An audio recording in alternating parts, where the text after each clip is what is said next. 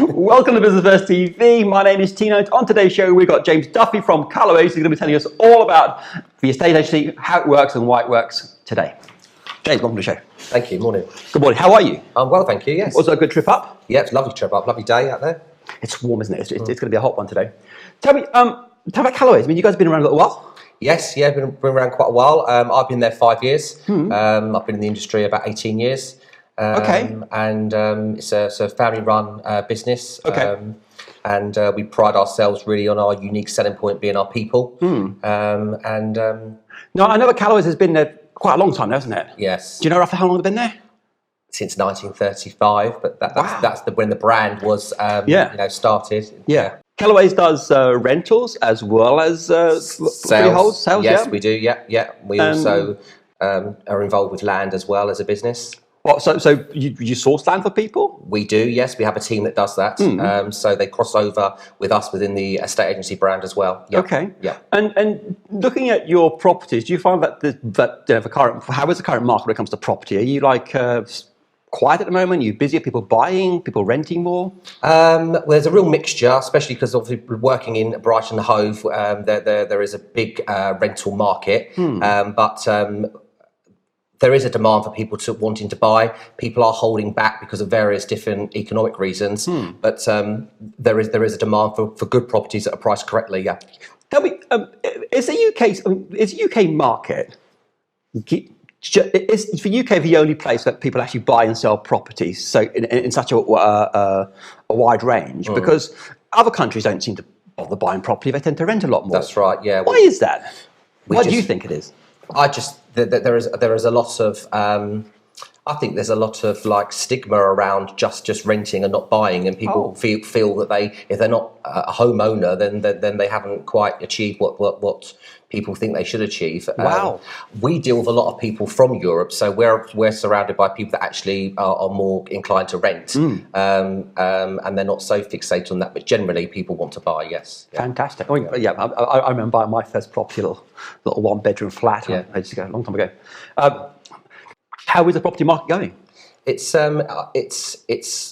improving, but it has been tough for probably the last 6 months for various different reasons. But thankfully, because we have a mixed practice, we, as I say, we do sales, lettings, and land. That we're always feeding each other, and there's always a demand for one or the other. There's lots of changes in the rental market for landlords, and that's keeping us busy and our clients busy, trying to keep up to speed with that. The sales market is starting to benefit now from some landlords that are looking to sell their portfolios because of changes in taxation from a central government perspective, and also additional compliance. So there are landlords exiting the market, which is potentially a good thing for the first-time buyers if they want to pick those up. But also it is a bit of a negative for people that want to rent. Then there's a reduce in supply. Which then means landlords going to put the prices up. Yeah, the ones that stay in the market, the rents go up. Wow. Okay. Yeah. So, is property expensive to rent in Brighton? It is, yeah. It is expensive, and obviously there's different pockets of Brighton Hove that's more expensive than others, and they attract different types of profiles of people, from overseas students who's pay their rent in advance because they're studying, to professionals that are living and working locally, or are just coming into the city for a certain period of time to do a job and then are moving back out again. But it is expensive when you consider other areas that are not too far away, yeah. And there are things like perks like parking and railway stations, being close to shops, which would also make it expensive. Yeah, and the beach and the sea. And the beach, That's the perk. That's the perk. I tell you what, listen, I heard you guys do beachside cabins. We do beach huts. Beach huts, yes. That's the one, yeah. Beach. Tell us about those. Well, they're very, it's a very local product that we're involved with. People have to be a Brighton Hove resident to buy them, so that keeps it quite very, very local, and the local people benefit from it. There's all different areas of beach huts. You've got the Hove Lawns, then you've got the Hove Lagoons. And people are very specific about where they want to buy. Wow. For different personal reasons. People with families and children prefer the lagoon because there's other facilities there, and the Hove Lawns are maybe people that've got flats in the centre of Hove, and they use the beach hut as an extension of their garden. Okay, wow. And people keep them for years. There's a real community spirit down there. They do. But they look just like small sheds. So Yep, they are. Yep. okay. There's no heating with them. There's no double glazing. There's no sky, no telephone, no power. No. Wow. Which a lot of people like. They can't be contacted. There's no emails. There's no one bothering them. They just go down there and relax. Wow. Okay. And what does one pay for one of these things? Is it a few £100, a few £1,000s, or? Probably at the moment, the entry is probably around 15,000. Wow. Anything up to 25,000, depending on condition and location. I mean, it's all down to location, sure. I mean, it's a bit of wood tacked together, isn't it? It's not.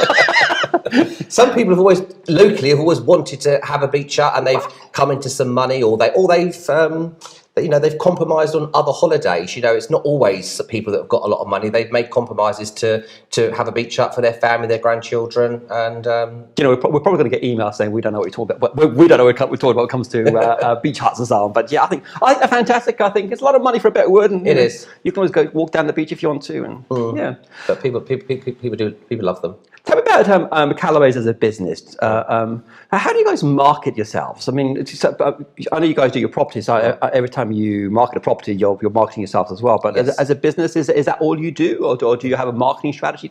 Yes, I mean we not only just market properties, but we try to assist and educate our clients, whether they be selling or renting. We run seminars, and we do our radio program, and we try to reach out to people that maybe are not even our clients now, but want some property advice. And in terms of how we market it, we believe that it's all about people. It's a people business. Yeah. And yes, you can have all the tools digitally and online that are available to you, but ultimately it's about connecting with people, building relationships with people, and the biggest thing that I have a personal drive on is instilling trust in between the client and the estate agent. Sure. Because as an industry,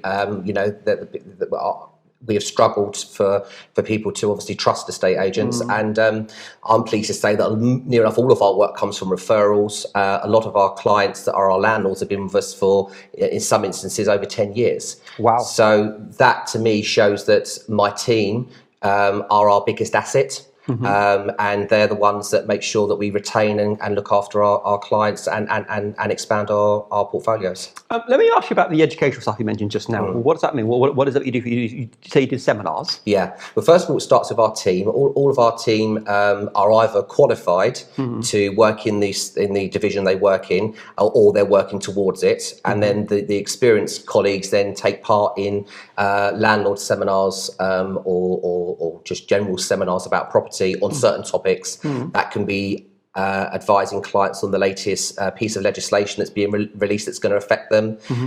Specifically, people who we're managing their properties, well, obviously we're taking that worry for them, but we're obviously keeping them abreast of what's going on. But we're talking to people that are looking after self-managing, doing it themselves, and really making them aware of all their responsibilities and liabilities. And so we do these events, throughout the year, and from that they can either come back to other events or get us in to give them some more advice. Wow.